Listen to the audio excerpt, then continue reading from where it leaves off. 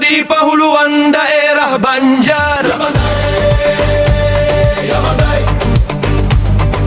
buahnya manis digalapungi diulah sanggar. Bijinya jarang buat diuyah supaya kada hambar.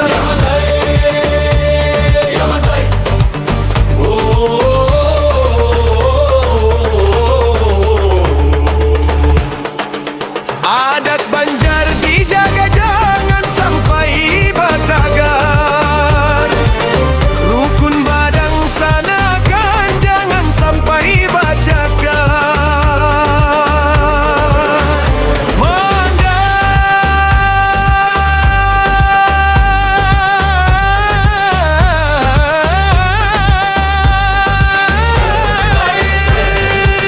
Kada sekedar lauk nang nyaman banar, tapi lambang hidup sederhana, syukur wan sabar.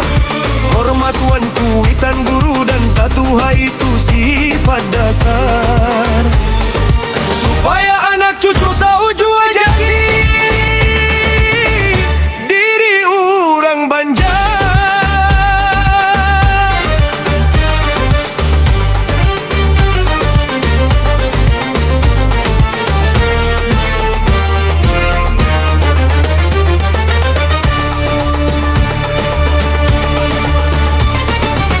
Kulitnya jua diulah sayur kawa dipanar.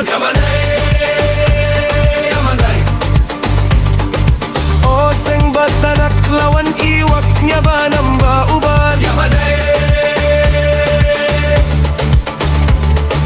Basambar acan asam balahan, nasinya baras hanyar.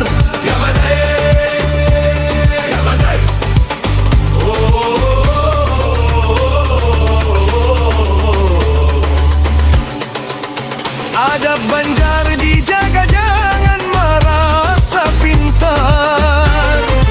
Sopan santun dijaga jangan bapandir kasar.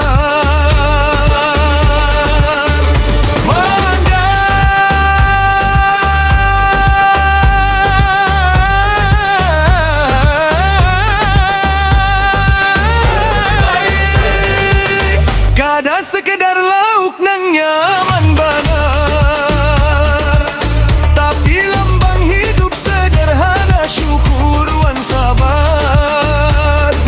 Hormat wan kuitan guru dan tatuha itu sifat dasar, supaya anak cucu tahu jua jadi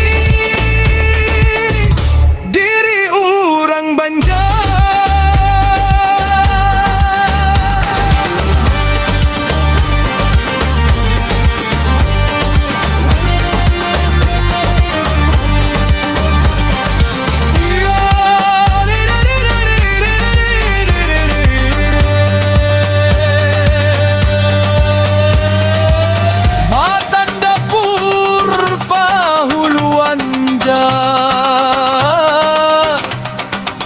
Warisan urang Banjar, handak mulia kadangan,